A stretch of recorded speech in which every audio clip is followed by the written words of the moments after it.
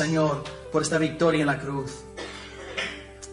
El título del mensaje en esta mañana, hermanos, es Renacidos. Renacidos, es decir, nacidos de nuevo. Y como vimos la semana pasada, en la última exposición, el amor es una clara evidencia de que hemos nacido de nuevo. Comentamos que una vez nacidos de nuevo, Dios coloca en nosotros un amor los unos para con nosotros. Es un amor fraternal no fingido. Y esta predicación de la semana pasada en cuanto al amor, la fraternidad, la comunión entre hermanos, es una motivación más en la larga lista de razones para ser santos. Llevamos un par de meses ahora predicando sobre varias motivaciones que Pedro emplea para llamarnos hacia la santidad. Por ejemplo, la segunda venida del Señor Jesucristo es una motivación para ser santos, porque Dios mismo es santo, porque somos hijos adoptivos de Dios, porque fuimos rescatados de una vana manera de vivir por el poder de Jesucristo, porque Dios es nuestro Padre y nos disciplina. Y todas estas razones son motivaciones que Pedro emplea para llamar a la iglesia a la santificación, a la santidad. Y como hemos repetido 100,000 veces en estos meses, el que de verdad ha abrazado el Evangelio va a ser santo, va a ser una persona santificada. Es inconcebible que una persona que supuestamente haya recibido el Evangelio viva en pecado. Es impensable, porque el que ha convertido de veras a Dios, el que tiene la nueva naturaleza, ahora desea andar en obediencia y santidad delante del Señor. Ahora bien, a la luz de todo lo que Pedro nos ha estado diciendo, bueno, mejor dicho, todo lo que el Espíritu nos ha estado enseñando a través de Pedro, ahora en el versículo de hoy, Pedro nos va a explicar la razón por la que estas motivaciones son eficaces en los corazones de los creyentes, en los corazones de los regenerados. Porque todas estas motivaciones que Pedro ha nombrado para ser santos, es decir, la segunda venida de Cristo, la adopción en el presente, la santidad de Dios, el Evangelio, la disciplina de Dios, todas estas motivaciones van a ser eficaces en nosotros. Porque hay algo en nosotros que corresponde con estos mandatos del Espíritu Santo. Tenemos una nueva naturaleza, cosa que el incrédulo no tiene. Tú le dices a un creyente que tiene que ser santo y le das 5 motivaciones, le has perdido. Le estás hablando en otro idioma que no entiende. Él no ve la necesidad de andar en santidad. Y por muchas motivaciones que tú le des, son como agua en la espalda de un pato, que no hacen, no penetran, no entran. Pero sí, para el regenerado, estas motivaciones van a ser eficaces y van a funcionar. ¿Por qué? En el versículo de hoy, Pedro nos va a explicar el por qué. Pues vamos a abrir la Biblia en 1 de Pedro capítulo 1, y el versículo que vamos a predicar en esta mañana es el versículo 23, donde Pedro explica la razón por la que sus motivaciones van a funcionar sí o sí en las 5 iglesias de Asia Menor. 1 de Pedro 1, y estamos leyendo del versículo 13 y pararemos en el versículo 23. Así que si alguien quisiera leer en voz alta, 1 de Pedro 1, del 13 hasta el 23. Por tanto, ceñid al ramo de vuestro entendimiento, sed sobrios y esperad por completo la gracia que se espera cuando Jesucristo se manifestará. Fuimos obedientes no conformes a los deseos que antes tenían antes de llegar, sino porque Él nos llamó a santo, sed también vosotros santos en toda vuestra manera de vivir. Porque escrito está, sed santos, porque yo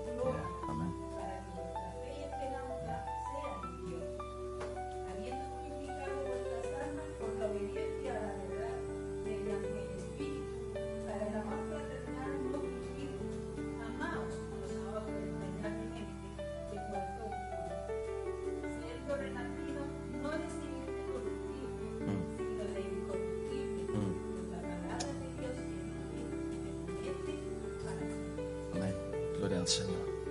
Pues bien, antes de entrar aquí en el texto, nos acordamos de que estamos en la segunda parte de esta carta. La primera parte de la carta está dedicada a la proclamación del Evangelio. El Padre nos ha escogido desde antes de la fundación del mundo. El Hijo ha derramado su sangre en expiación por nuestros pecados, como el hermano nos leyó en el tiempo de alabanza de Isaías 53. Y el Espíritu Santo nos ha regenerado, nos ha resucitado de entre los muertos. Entonces el Dios triuno ha obrado con el fin de efectuar esta salvación en nosotros. Y la segunda parte de la carta empieza a partir del versículo 13, que el hermano acaba de leernos, donde Pedro está llamando a los que han abrazado el Evangelio hacia la santidad. Y estamos diciendo una y otra vez que la santidad es el fruto de un corazón regenerado. Es inconcebible que una persona regenerada no produzca fruto espiritual.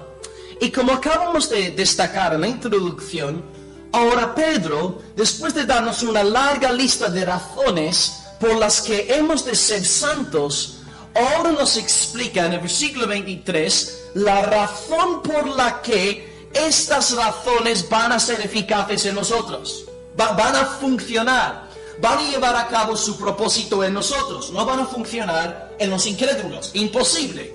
Pero sí van a penetrar, van a entrar en el corazón de los creyentes porque tiene una nueva naturaleza. Ha nacido de nuevo. Aquel que ha nacido de nuevo ya no piensa con la mentalidad de antes. No, fiestas, bebidas, fornicación. Fiestas, bebidas y fornicación. La mentalidad del regenerado es la gloria de Dios, la fama del nombre del Señor. Entonces aquí vamos a enfocarnos en el versículo 23 y analizar este cambio poderoso de naturaleza. Y vamos a dividir el versículo 23 en los siguientes 3 puntos.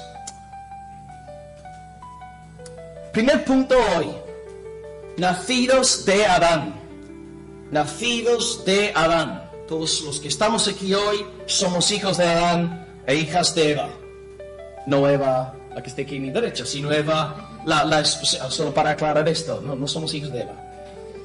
Segundo punto: renacidos del Espíritu. Renacidos del Espíritu. Así que primer punto, nacidos de Adán. Segundo punto, renacidos del Espíritu. Y finalmente, tercer punto, renacidos por la palabra. Renacidos por la palabra. Repito rápidamente. 1. Nacidos de Adán. Vamos a hablar sobre la depravación del hombre. No va a ser muy agradable, pero hay que predicar lo que dice el texto bíblico. Segundo, renacidos del Espíritu. Y tercer lugar, renacidos por la palabra. Ahí tenéis el bosquejo. Y pues vamos a leer el versículo 23 y empezar hablando sobre nacidos de Adán. Dice el versículo 23 lo siguiente: siendo renacidos, no de simiente corruptible, no de simiente corruptible. Entonces, antes de hablar sobre el nuevo nacimiento, hay que hablar sobre el primer nacimiento. Este nacimiento de una simiente, lo que Pedro llama aquí corruptible. Aquí Pedro está aludiendo al nacimiento que todos conocemos. Todos hemos nacido. ¿Habrá alguien aquí hoy en el culto que no ha nacido? Por supuesto, todos habéis nacido, porque si tú no hubieses nacido, no estarías aquí sentado escuchando la predicación. Todos hemos nacido gracias a nuestro Padre, gracias a nuestra Madre. Pero a pesar de que Dios hubiese creado al hombre, en el principio lo creó bueno, perfecto, noble, recto, inocente, el hombre cayó. Y en Adán, nuestro Padre, toda su familia fue destinada a la condenación. En Adán todos hemos pecado. Y las Escrituras nos enseñan dos cosas en cuanto al pecado de Adán. En primer lugar, hemos heredado la culpa de Adán, por ser de su familia, por ser de una raza caída, una raza rebelde, pecadora. Y en segundo lugar, hemos heredado la corrupción de Adán, lo que llamamos el pecado original. Hemos recibido culpa y hemos recibido corrupción. En primer lugar hablaremos sobre la culpa heredada. En cuanto a la culpa que hemos recibido por naturaleza, Dios nos ve en Adán como pecadores, como malhechores, como rebeldes, como gente injusta, gente perversa. Y así es, nosotros por naturaleza desobedecemos al Señor. Y citando aquí a Wayne Grudem, él dice lo siguiente: cuando Adán pecó, Dios consideró pecadores a todos los que descenderían de Adán. O sea, todos nosotros aquí, Dios nos considera pecadores. Y puedes estudiar más detalladamente esta doctrina en Romanos 5, del versículo 12 hasta el 21, donde Pablo realmente resalta esta verdad tocante a la culpa heredada de Adán. Os citaré un par de textos de este párrafo de Pablo. En el versículo 12, Pablo dice, de Romanos 5, por tanto, como el pecado entró en el mundo por un hombre, y por el pecado la muerte, así la muerte pasó a todos los hombres, por cuanto todos pecaron. ¿Yo pequé en el huerto del Edén? Pues por supuesto que no, porque yo nací en 1965. Pero Dios me vio en Adán. Yo pequé en mi padre Adán. Y de nuevo, en el versículo 19 del mismo párrafo de Pablo en Romanos 5 dice, por la desobediencia de un hombre, muchos fueron constituidos pecadores. De la misma forma entonces que tú y yo recibimos la justicia de Cristo sin hacer nada para conseguirla, es por la gracia de Dios, también heredamos la culpa de Adán por pertenecer a él. Hemos recibido esta culpa y nacemos en una familia corrupta, rebelde y malvada. Y por otro lado, no simplemente recibimos una culpa, sino también lo que llamamos la corrupción heredada. O libros de teología sistemática lo llaman el pecado original.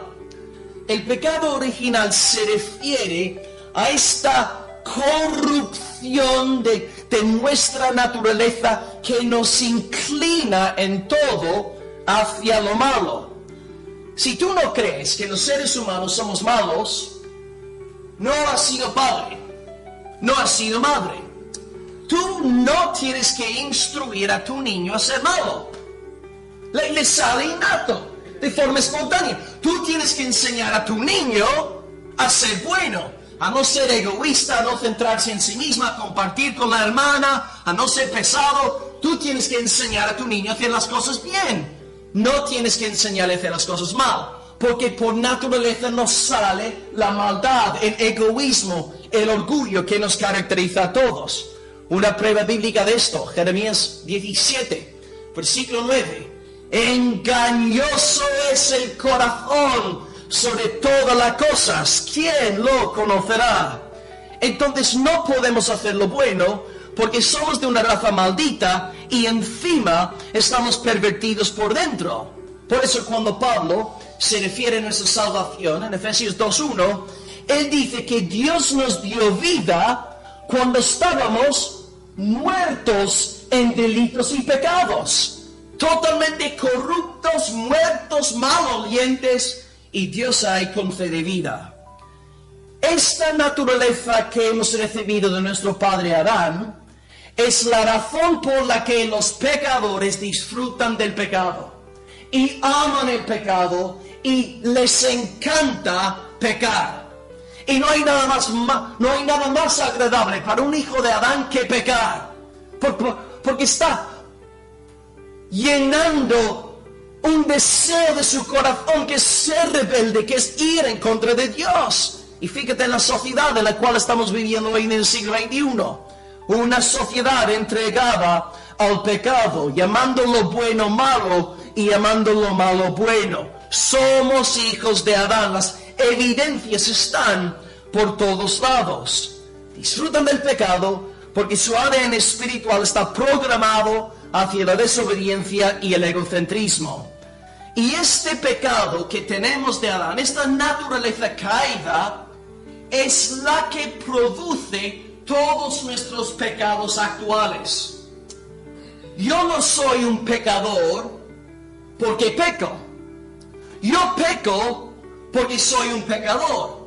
El problema es el corazón, el problema es la raíz, el problema no son las ramas. A veces pensamos, oh, qué bien que mi hijo, no sé, ha dejado de emborracharse, o dejado de fornicar, ha dejado de fumar porros, pero en realidad estamos ahí cortando ramas. El problema no es el emborracharse, el fumar porros, el acostarse con una muchacha.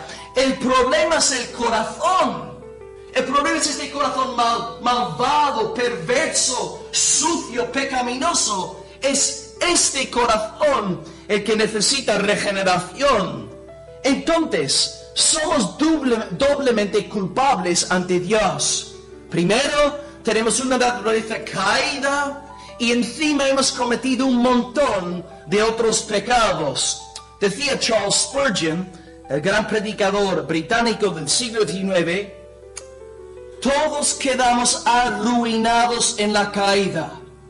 Nos perdimos cuando Adán pecó y también nos perdemos por nuestras propias transgresiones, por la perversidad de nuestro corazón, por nuestros malos deseos, y nos perderemos a menos que la gracia nos salve.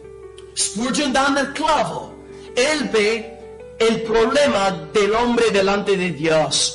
Por un lado es culpable y por otro lado está corrupto. El hombre entonces es doblemente culpable ante la santidad del Señor. En la iglesia de Spurgeon, la iglesia se llama y sigue en pie hasta el día de hoy, la iglesia metropolitana, el tabernáculo metropolitano, the Metropolitan Tabernacle. Y él redactó un catecismo para su iglesia en 1855. Un catecismo es una especie de documento de preguntas y respuestas, mediante el cual tú aprendes teología. Y en aquel entonces los padres enseñaban a sus niños, los adolescentes tenían un catecismo más avanzado, pero enseñaban en casa, formaba parte del discipulado del hogar, enseñar a sus niños, sus niñas, el catecismo de memoria. Los padres podían recitarlo de memoria y los hijos también podían decirlo de memoria. Y en pregunta 17 de su catecismo, Spurgeon escribe lo siguiente: ¿en qué consiste el estado pecaminoso en que cayó el hombre? Y la respuesta del catecismo, que todos sabían de memoria, era la siguiente: lo pecaminoso del estado en que cayó el hombre consiste en la culpabilidad del primer pecado de Adán, la falta de justicia original y la corrupción de toda su naturaleza, comúnmente denominada pecado original, junto con todas las transgresiones concretas que proceden de ella. Ahí está el mensaje de la Biblia en cuanto al pecado. Culpa heredada de Adán y corrupción heredada. Y esto explica la razón por la cual los pecadores se entregan tan gozosamente al pecado. Por su ADN, por su naturaleza. Por un lado, culpabilidad. Por otro lado, corrupción. El problema entonces del hombre es el corazón. Lo que decía a Ángel hace un par de semanas, hablábamos sobre el contexto sociopolítico. El contexto cultural no es nuestro problema. La gente dice, no, es que mi amigo aquí nace bueno, pero luego la sociedad le corrompe. Y por lo tanto él ahora mismo está corrompido porque la sociedad le ha lavado el cerebro. Incorrecto, no. El problema no es la sociedad. La sociedad está corrupta porque está hecha de pecadores individuales. Nosotros somos malos, por lo tanto la sociedad también es mala. Tú fíjate, en el huerto del Edén, ¿qué sociedad había en aquel entonces?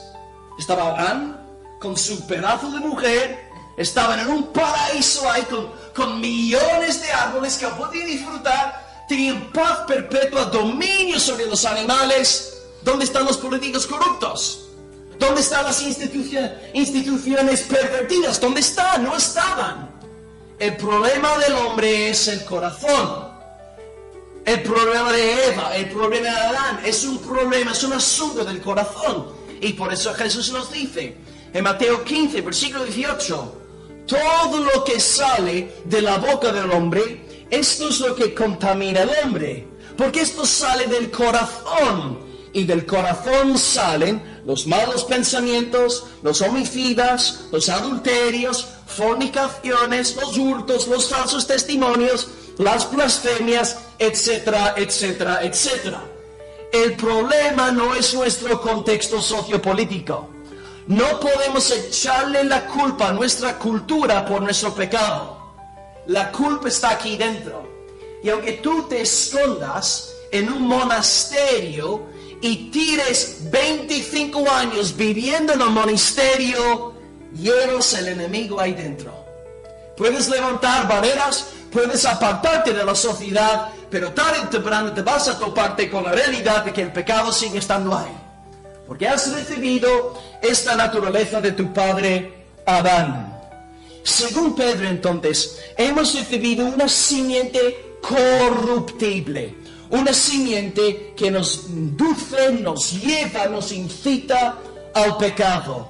Y esta es la mala noticia que os damos a conocer antes de predicar la buena noticia del Evangelio, para no sanar heridas de forma liviana. Y ahora pasamos a la buena noticia, al segundo punto. En primer lugar, hemos hablado de esta simiente corruptible. Hemos nacido de Adán. Todos aquí somos hijos e hijas de Adán. Pero gracias al Señor, Pedro no acaba su epístola después de decir que hemos nacido de una simiente corruptible. Tiene algo más que decirnos. Menos mal. Menos mal. Leamos de nuevo el versículo 23.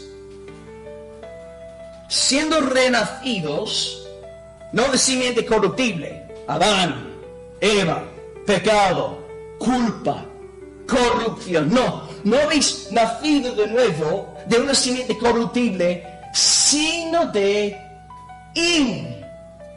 incorruptible. Ahí está la buena noticia. Menos mal que Pedro añade esta parte para darnos a todos un poco de esperanza. Porque si la suerte del hombre delante de Dios es tan miserable, tan desesperante, pues en realidad estamos todos condenados y malditos. Pero gloria al Señor, Él ha hecho algo al respecto. Y ha decidido rescatar a los hombres por pura misericordia y rescatar a las mujeres.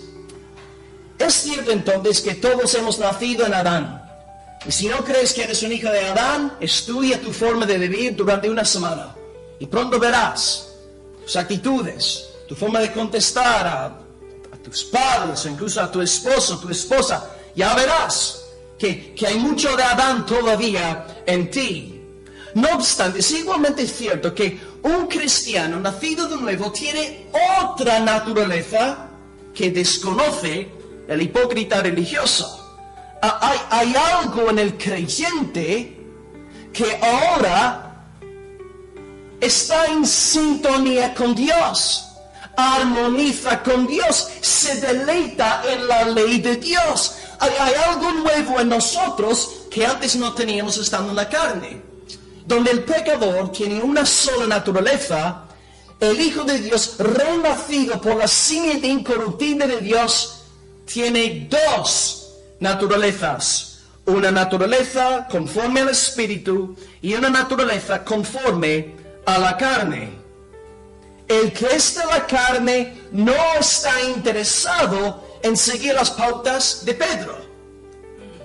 Es una pérdida de tiempo intentar torcerle el brazo a una persona no regenerada para que obedezca a Dios. Estás perdiendo el tiempo porque no le entra en la cabeza. Es como el gran ateo alemán Friedrich Nietzsche. Nietzsche, que a lo mejor los que sois adolescentes tendréis que estudiarle en el instituto. Y Nietzsche decía lo siguiente: yo tuve que matar a Dios, porque el hombre no puede soportar que semejante testigo viva. O se moría él, o me muero yo, por lo tanto yo maté a Dios. Nietzsche no pudo soportar la luz de la santidad, de la gloria de Dios, y por lo tanto se cargó a Dios. El hombre pecador detesta, abomina, aborrece la luz de Dios. Y por lo tanto en estos días están llamando lo bueno malo y lo malo bueno. Es el fruto de los hijos y las hijas de Adán. La diferencia entonces entre un hijo de Adán de pura cepa y un hijo de Dios renacido es nuevo nacimiento, regeneración. La diferencia no es haber nacido en un hogar cristiano, porque yo no soy de un hogar cristiano y soy salvo. Y hay gente que ha nacido en hogares cristianos y no son salvas. La diferencia no es nacer en un hogar cristiano. La diferencia es regeneración, nuevo nacimiento, vida espiritual para con Dios, conversión al Señor. Y Pedro habla de esta doctrina de la regeneración en el tercer versículo del primer capítulo. Y pues en aquel sermón destacamos, el versículo 3 dice lo siguiente: bendito el Dios y Padre de nuestro Señor Jesucristo, que según su grande misericordia nos hizo renacer, regeneración, nos hizo renacer para una esperanza viva por la resurrección de Jesucristo de entre los muertos. Y cuando yo prediqué sobre ese pasaje hace ya un montón de tiempo, destacamos que Cristo, nuestro nuevo nacimiento depende de la misericordia de Dios y también de la obra expiatoria del Hijo. Y cité a un reformador español, Constantino Ponce de la Fuente, que decía lo siguiente: Señor, me engendraste de nuevo a costa de tu sangre. Más recientemente, John Piper ha dicho lo siguiente: el nuevo nacimiento se compra con sangre. Cristo en la cruz compró nuestra regeneración, nuestro nuevo nacimiento. Y ahora bien, hay algo más que me gustaría añadir para hablar sobre la regeneración que no comenté en el versículo 3. Fijaros, hermanos, en las tres metáforas que emplea el Nuevo Testamento para hablar de nuevo nacimiento. Hay tres metáforas para hablar sobre la regeneración. Primera metáfora es la que estamos viendo hoy: nacimiento. La segunda metáfora de la regeneración es creación, una nueva creación en 2 de Corintios 5:17. Y también, en tercer lugar, resurrección. Nacimiento, creación y resurrección. Entonces, hermanos, ¿qué tiene en común? ¿O qué tienen en común una persona creada, una persona nacida y una persona resucitada? ¿Qué tienen estas tres personas en común? Dependen de una fuerza externa a ellas. Un ejemplo: nacimiento. ¿Cuántos aquí decidisteis cuándo nacer? Ahí está Adrián con la abuelita Dolly. Adrián sacó el móvil y dice: mamá, Priscila, ponte ya con José, que yo tengo ganas de venir aquí al mundo. Ponelo ya, ¿no? Adrián llamó a Priscila o José para engendrarle. No, incorrecto. Adrián no escogió cuándo nacer. Depende de Priscila, depende de José. Creación. Adán escogió cuándo nacer. Señor, pues a mí me apetece nacer ahora mismo. Por favor, ponme en una parte muy pequeñita ahí de Irak, al lado del río ese, y en el Edén, colócame ahí, por favor. No, Dios creó a Adán, y Dios coloca a Adán en el huerto por su sola voluntad. Adán ahí no pinta nada. Es creación. Resurrección. Lázaro. ¿Lázaro acaso decidió resucitar? Oh sí, Señor, ahora sí vas a resucitarme. Por favor, échame aquí una cable que oíste, huelo a peste, huelo a pez podrido. Sácame, Señor, de esta tumba. Incorrecto. Es la palabra de Dios la que resucita a Lázaro. Lázaro sano. Creación. Nacimiento. resurrección. ¿Qué es el mensaje? La salvación es 100% del Señor. La regeneración es de Dios. Entonces hacemos mal, hermanos. Si decimos que pues la salvación es 90% Dios, 10% yo, 95% Dios, 5% yo, incorrecto. La salvación es 100% del Señor para que se cumpla lo que dice la Escritura, a fin de que nadie se jacte en la presencia de Dios. Si eres salvo, la gloria es para el Señor. La gloria no pertenece a tu decisión personal, no tiene que ver con tu moralidad. La gloria es para el Señor. La regeneración, el nuevo nacimiento es su obra. Por lo tanto, oremos. Oremos por los perdidos. Si hay que evangelizar, si hay que predicarles, hay que darles a conocer la palabra, pero en última instancia su conversión depende del poder de Dios abriendo el corazón de los perdidos. ¿Y cómo podemos saber si de verdad hemos sido regenerados? Si de verdad hemos nacido de nuevo. Pues la gran evidencia según la Biblia es conversión. Así de fácil. Conversión. Y la semana pasada definimos conversión con dos palabras: fe y arrepentimiento. Fe y arrepentimiento. ¿Arrepentimiento qué es? Dar marcha atrás, dar la vuelta. Creo que el ejemplo que puse fue: yo me monté ahí en el coche en Córdoba, voy en camino a Almería y luego llego a Guadix y decido dar marcha atrás y vuelvo a Córdoba. Eso es arrepentimiento. Antes iba en una dirección, ahora de repente voy en otra dirección. Eso es arrepentimiento. Es decir, si tú sigues viviendo la misma vida que vivías antes de conocer a Dios, no has conocido a Dios. Lo siento, hay que decir las cosas claras. No has conocido a Dios, porque el que conoce a Dios cambia su forma de pensar y su forma de vivir. Y por otro lado, fe. Fe, hemos definido la fe como el amarle al Señor, el creerle todo lo que dice, este afecto, esta pasión por Él. No es moralidad religiosa. No es estar sentado en un culto de domingo por la mañana cumpliendo con el deber religioso evangélico. No, hay un amor por Dios. Hay una vitalidad, hay una realidad, hay una ternura hacia Cristo en el corazón. Arrepentimiento y fe son las evidencias de que de verdad hemos sido regenerados. Y si no hay fe, si no hay arrepentimiento, tenemos que examinarnos a nosotros mismos a la luz de las Escrituras. Así que, el que ha sido regenerado tiene fe, se ha arrepentido y tiene una nueva chispa vital dentro de él, dentro de ella, que antes no poseía. Es una obra de creación, de resurrección, que depende de Dios y no de nosotros. Así que, si tú eres un creyente, estás viviendo en un estado de guerra civil constante. Y esto no lo entiende el incrédulo. Porque el incrédulo tiene el ADN programado hacia el pecado. Y es como aquel asno, ¿no?, de la fábula, el asno con la zanahoria suspendida del bebé. ¿Y qué hace el asno? Solamente sigue la zanahoria, porque no ve otra cosa, está programado de esta forma. En el creyente, sin embargo, se desata una guerra terrible.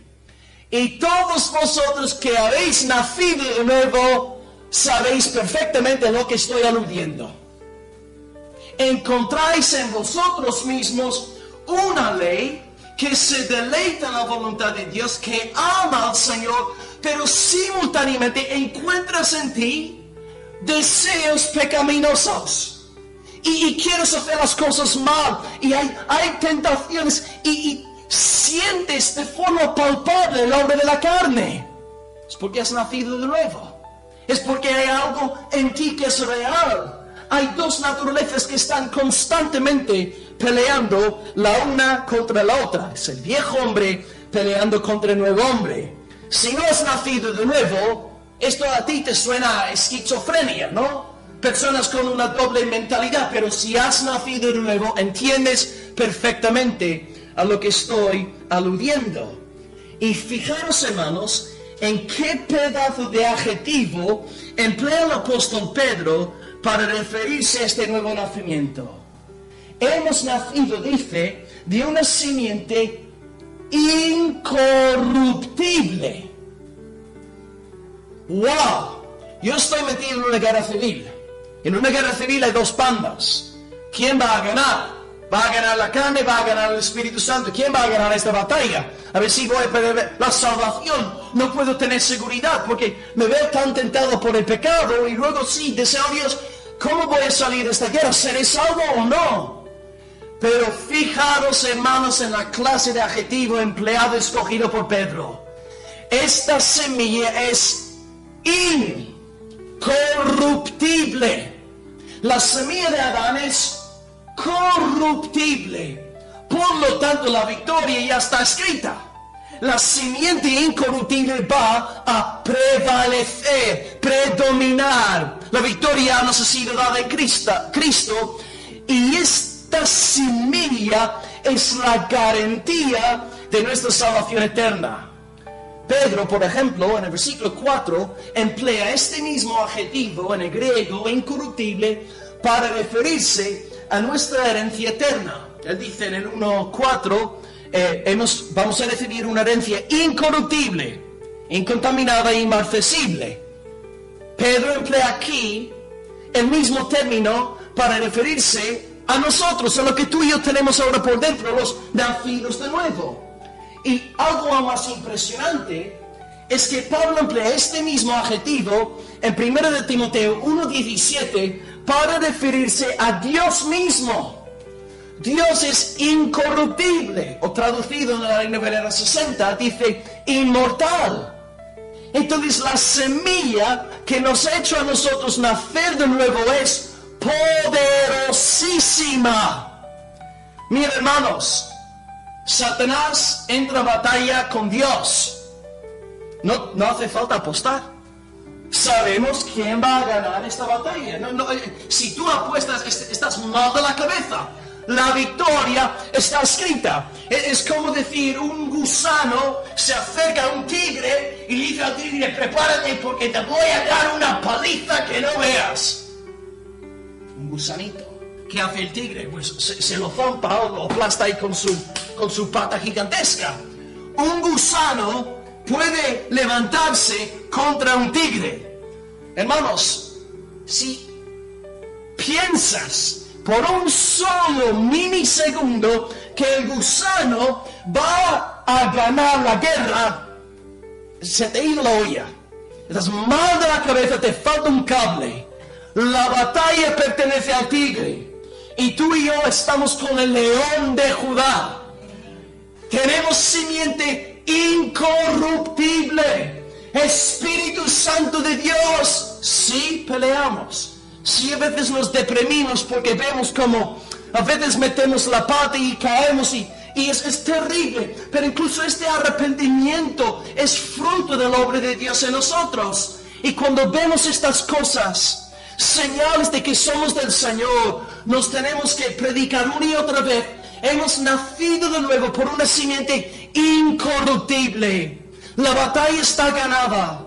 Nuestra salvación está asegurada porque depende del poder del Señor. Dependemos del tigre, no del gusano. Y cuando llegue aquel día de la resurrección final, todo lo que tenemos de gusano va a desaparecer y tendremos un cuerpo glorificado y nunca más volveremos a pecar ni ser tentados. Con razón oraban aquellos primeros cristianos, Maranatha, Maranatha, ven Señor Jesús. Con razón dice el Apocalipsis 22:17, y el Espíritu y la esposa dicen, ven, ven Señor Jesús. Aquel día cuando estaremos tan sumergidos en Dios que la idea de pecar contra Él nunca se volvería a ocurrirnos. Esta sí es verdadera libertad. Así que hermano, ten consuelo en esta mañana. Estás en una guerra civil, Es porque has nacido de nuevo.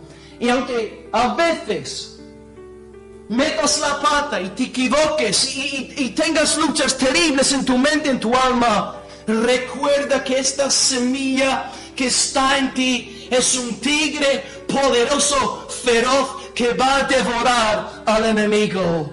Has nacido de nuevo de una simiente incorruptible. Gloria al Señor. Gloria a Dios.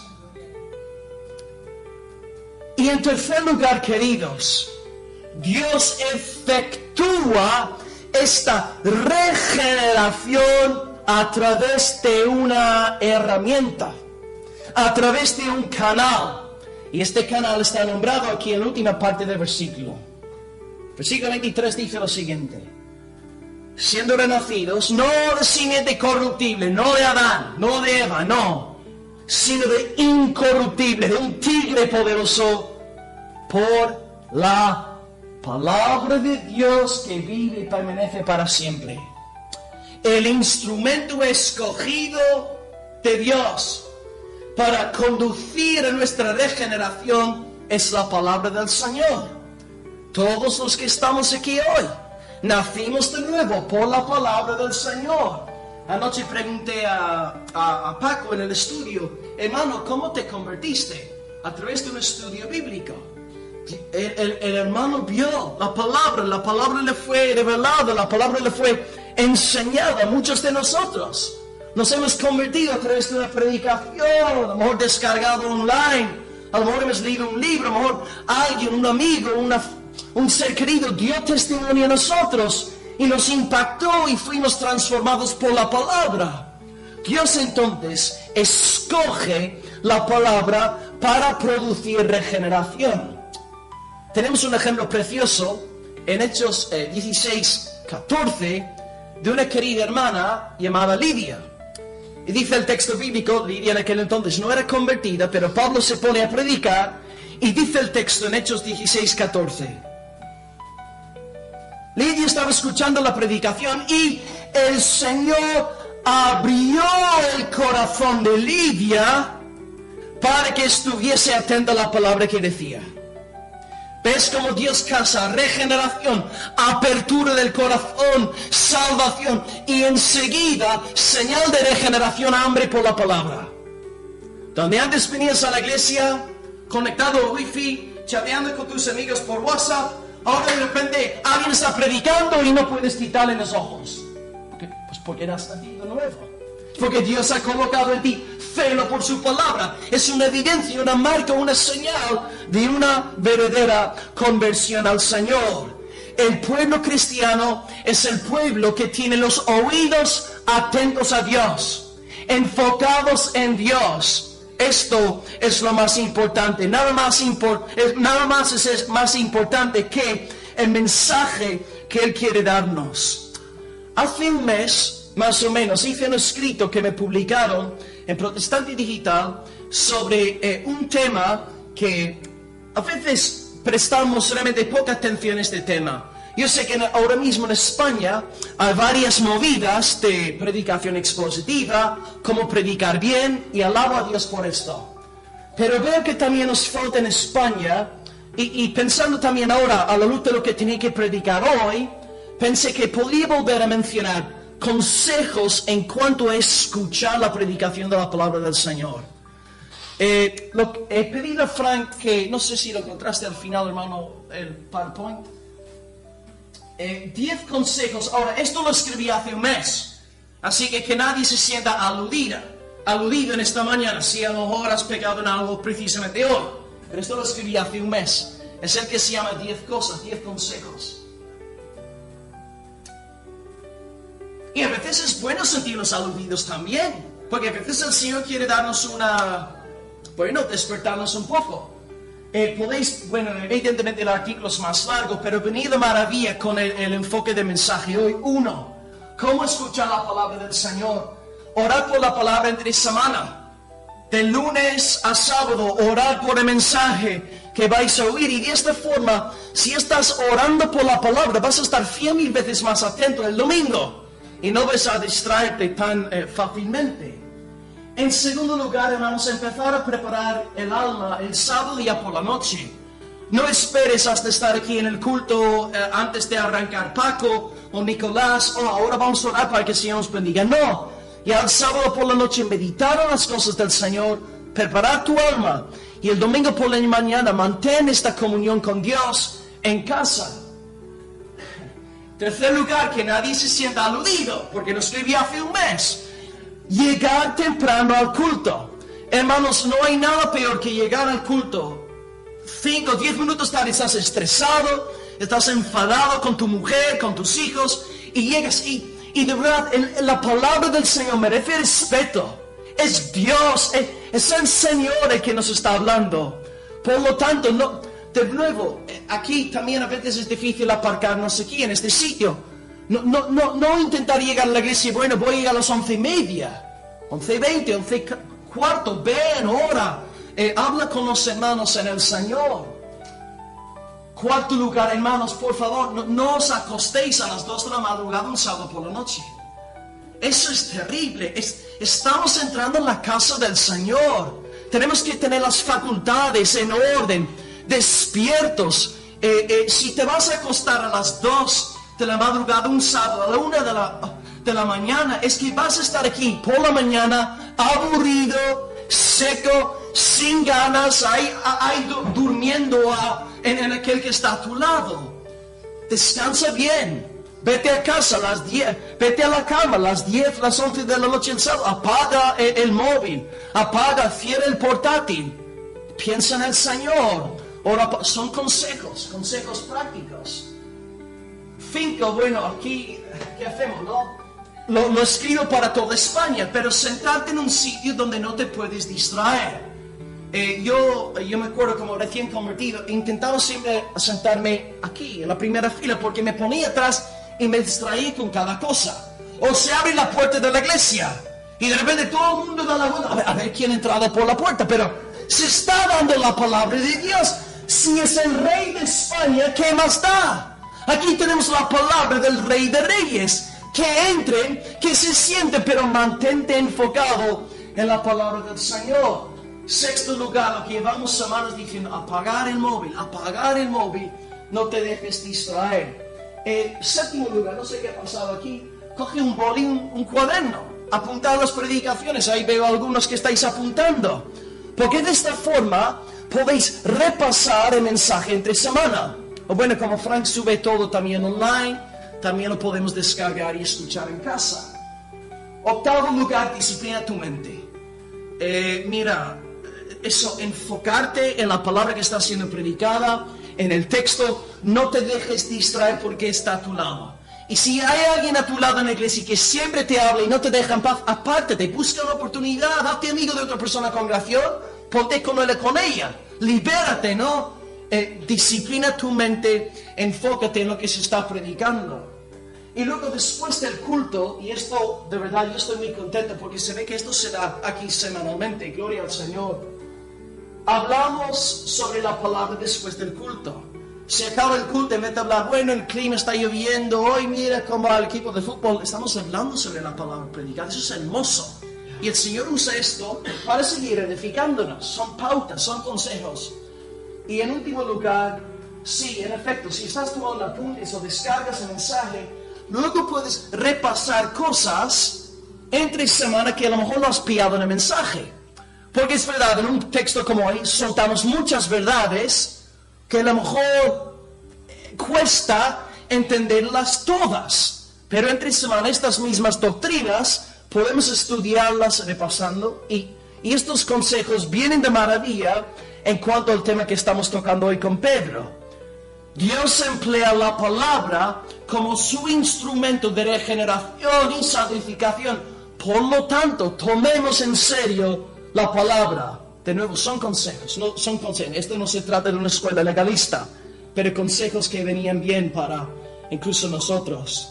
Decía Spurgeon otra vez: oh hermanos, si se les hubiese permitido la entrada en las cámaras secretas del cielo y hubiesen podido contemplar a Dios empuñando la pluma mientras escribí estas maravillosas letras, seguro que las respetarían.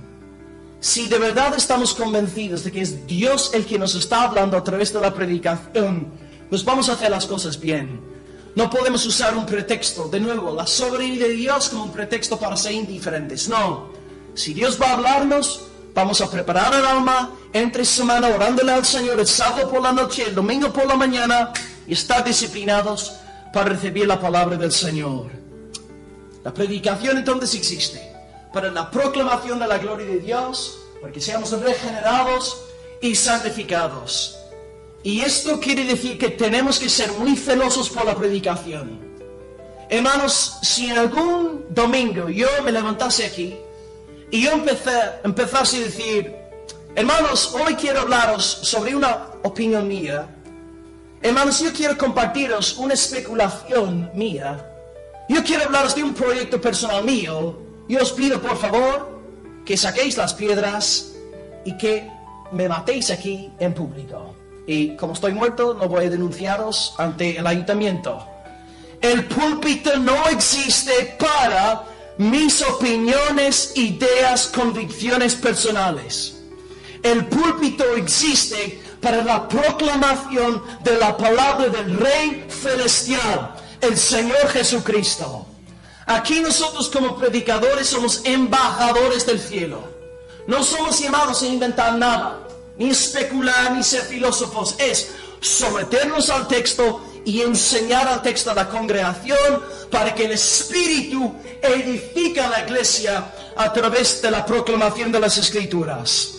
Por lo tanto, creemos que para edificar una iglesia no hace falta entretenimiento, no hace falta risas, no hace falta cebo mundano. Lo que hace falta para que una iglesia sea sana y fuerte y poderosa es la proclamación de la palabra de Dios y oración del pueblo, y Dios levantará su obra. Defendamos con celo este libro bendito, inspirado, infalible e inerrante. Dios obra poderosamente a través de la palabra, porque según dice Pedro a finales del texto, es la palabra que vive y permanece para siempre. La semana que viene, Pedro va a elaborar esta idea en el versículo 24 y en el 25, y volveremos a predicar sobre este tema. Pero este libro no es como un libro de Platón, ni Aristóteles, ni, bueno, ahora que te veo George Orwell, por ejemplo, pensando en él. Es un libro vivo. Es un libro que escrito hace 2000 años, sigue hablando, sigue redarguyendo, sigue inspirándonos, sigue enseñándonos cosas, porque es la palabra del Señor vivo. Un hombre de Dios murió el 1 de marzo de 1981 y se llamó Martin Lloyd-Jones. Hice un vídeo para conmemorar su legado la semana pasada, y yo, 35 años después de su muerte, estoy leyendo sus sermones y Dios me está enseñando a través de un hombre muerto. ¿Por qué? Porque Martin Lloyd-Jones no es un predicador político, no es un predicador social de sus tiempos y quería quedar bien con todo el mundo. Martin Lloyd-Jones predicaba el texto bíblico, y puesto que el texto bíblico es eterno, un hombre puede llevar 35 años en la tumba y seguir siendo fructífero. Como decía Hebreos 11, versículo 4 en cuanto a Abel, estando muerto, sigue hablando. Hermanos, Charles Spurgeon lleva 120 años metido en la tumba de Londres y sigue hablando. ¿Por qué? Porque Charles Spurgeon no se dejó vender por un plato de lentejas. No decidió quitar el evangelio y dedicarse a asuntos sociopolíticos. Spurgeon se mantuvo centrado en la proclamación de la palabra eterna del Señor. 120 años después, Charles Spurgeon está dando fruto. Hermanos, de nuevo, espero que me entendáis con lo que estoy a punto de decir. Yo no simplemente quiero predicar para 2017. Yo quiero predicar para 3017. Si el Señor tardare, y alguien volviese a leer los apuntes de un mensaje o estudiase un mensaje, en 1000 años esta persona seguiría siendo edificada, porque aquí en Almería fue predicada la palabra del Señor Dios Todopoderoso, la palabra eterna, la palabra que permanece para siempre. Y si intentamos compartir otras cosas que no sean la palabra de Dios en el púlpito, nos creemos más sabios que Dios. Dios es el Rey. Dios pone las normas, Dios dicta, Dios llama las cosas por su nombre. Por lo tanto, respetemos la palabra, no nos distraigamos, y el Espíritu hará su obra en nosotros a través de la palabra escrita y a través de la palabra predicada. Por lo tanto, preparemos nuestro corazón y acudamos con gozo la predicación del texto bíblico.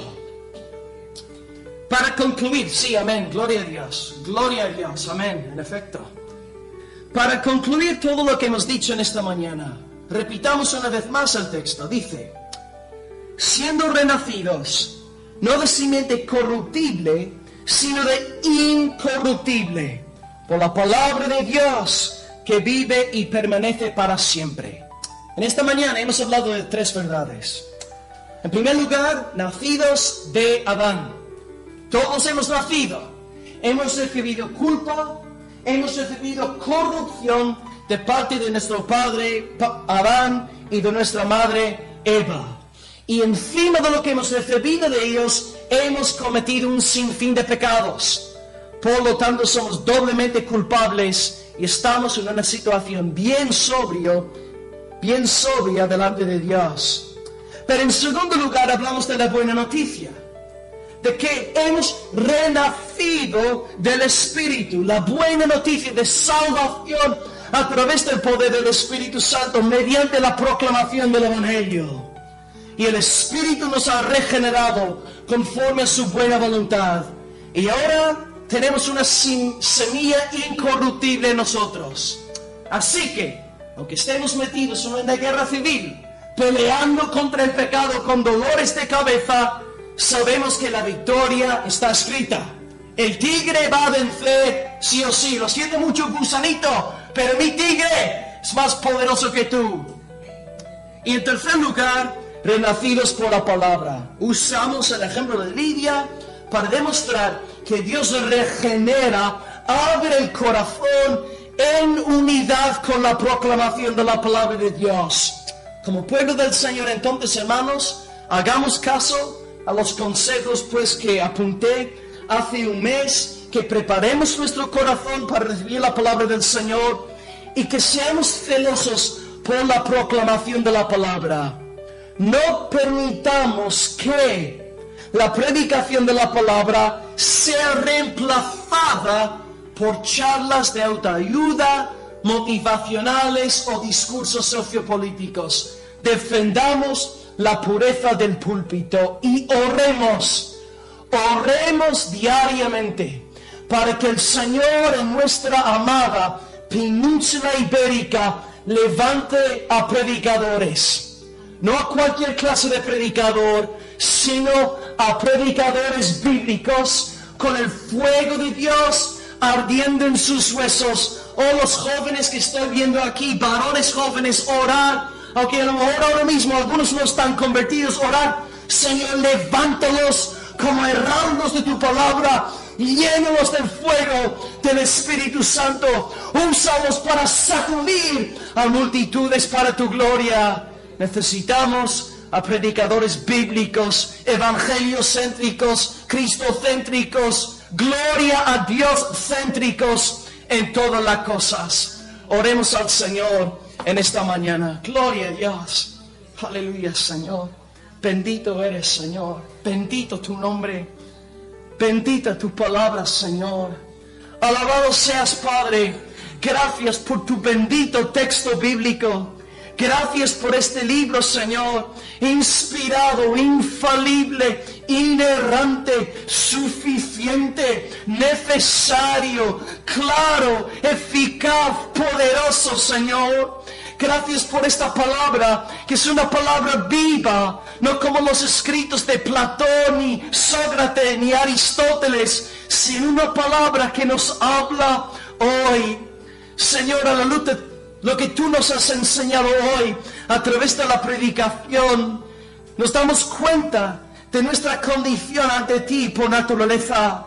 Somos hijos de Adán, somos hijas de Eva, somos de una familia caída, pecadora, rebelde, maldita. Pero alabado sea tu nombre, Señor, que no nos has dejado en el lodo del pecado, sino que por tu evangelio, por el poder del Espíritu Santo de Dios, nos regeneraste mediante esta obra de creación, resurrección, nacimiento. Gracias, Señor, porque entendemos que si somos salvos, toda, con T mayúscula, toda la gloria es para ti, Señor, y no para nosotros. Te amamos, Señor, porque ahora reconocemos que hay una nueva naturaleza en nosotros, que se deleita en la ley divina. Pero sí, Señor, también nos damos cuenta de que hay una guerra civil. Y, Señor, bien es cierto que todos nosotros que somos tus hijos, pasamos, Señor, por noches oscuras, peleando contra el pecado y luchando, Señor, muchas veces. Oh, pero gracias por el adjetivo que tu Espíritu Santo escogió, diciendo que es una semilla incorruptible. Y en medio de cada lucha, en medio de cada desesperación, tenemos la seguridad de que tu semilla es más poderosa y fuerte que la semilla de Adán, Señor. Gracias, Padre, por esta seguridad de salvación. Oh, gracias porque con esperanza esperamos aquel día. Y por eso decimos, Maranatha, ven, Señor Jesús. Concede a nosotros el cuerpo glorificado, cuando ya no volveremos a pecar más. El día en el que estaremos tan sumergidos en el bien, que la misma idea de pecar contra ti nunca se nos ocurriría, Señor. Ven pronto, Señor. Rescata a tu novia, Padre. Defiéndenos en medio de una generación apóstata, decadente, llamando lo bueno malo y lo malo bueno. Y, Señor, en tercer lugar, gracias por el don de dones, la dádiva de dádivas, tu escritura, tu palabra, Señor. Oh, Padre, nos has regenerado a través del mensaje de las escrituras. Y te pedimos, Padre, que nosotros como congregación, y también pensando en España, que recuperemos esta reverencia para tu palabra, Señor, que a lo mejor en nuestra generación hemos perdido. Haznos, Señor, volver a tomar en serio la predicación de las Escrituras y incluso estas disciplinas y pautas que hemos nombrado, que cada uno conforme su conciencia pueda meditar, dar vueltas, pensar en esto, Señor. Queremos honrarte. Eres tú, Señor, es tu palabra, es tu consejo. No queremos tomar estas cosas a la ligera, Señor. Guárdanos de un espíritu liviano, light, superficial, poco profundo, Señor. De verdad, Señor, si estamos aquí, es que queremos oír de ti y queremos enfocarnos en ti. Las demás cosas pueden esperar. Te amamos y te pedimos, como acabamos comentando, que tu palabra corra en España, que tu evangelio sea predicado con poder. Y si te pedimos aquí en nuestra congregación, aquí mismo, si a ti te place, levanta a predicadores de tu palabra entre nosotros. Señor, incluso niños, Señor, aquí que ni siquiera están convertidos, inmersos en el lodo del pecado, te pedimos que tu Espíritu Santo les esté preparando, regenerándolos para que sean predicadores de tu palabra, Dios. Úsalos a todos y sacude, Señor, esta nación con el mensaje de Cristo crucificado y resucitado.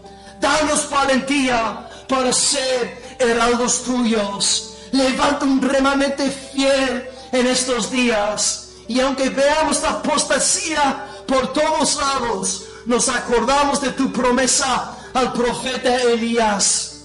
He guardado a 7,000 que no han doblado la rodilla delante de Baal. Tú tienes tu pueblo preparado. Tú tendrás una novia sin mancha inmaculada. Oh Señor, que tu palabra corra, ruge como el tigre que eres, ruge como el león de Judá que eres, Señor, y que tus enemigos, Señor, corren a ti, clamando por misericordia y por salvación. Hazlo por amor a ti mismo. Hazlo por amor a tu Hijo. Hazlo por el poder del Espíritu Santo de Dios. Te lo pedimos en el nombre de Cristo, Señor. Y también queremos pedirte perdón por si hemos tomado, Señor, a la ligera tu palabra. Señor, si hemos descuidado esta disciplina espiritual en el hogar, incluso en la iglesia, Señor, también no simplemente que hoy no simplemente sea un mensaje de triunfo y de gozo, sino también de arrepentimiento, si de verdad estamos descuidando este llamamiento sagrado, Señor, tuyo. Te amamos y seguimos ahora orando en tu presencia, dándote gracias por la palabra expuesta. Te amamos, eres precioso, alabado seas en Cristo por los siglos de los siglos. Amén.